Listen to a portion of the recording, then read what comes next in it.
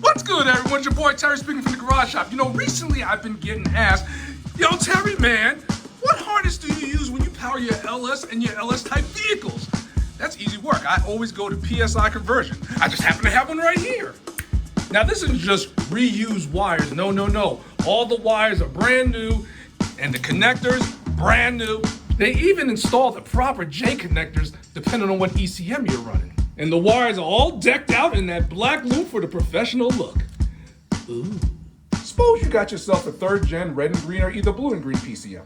Or an E40 ECM with a TCM. Possibly an E38 or an E67. PSI has a harness for you. This is a quality unit, man. Ask me how I know.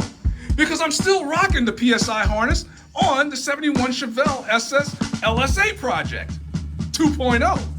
Now PSI, they're not just about harnesses, no. They got all types of stuff for the LS and your LS type needs. And the best part, they're made in America. So if you haven't done so, now would be a perfect time to subscribe, follow, friend, because we're gonna be taking a trip on down to PSI, and we're gonna hang out with John, Bobby, the whole crew, and if we're lucky, they might buy us some lunch. So as always, be easy.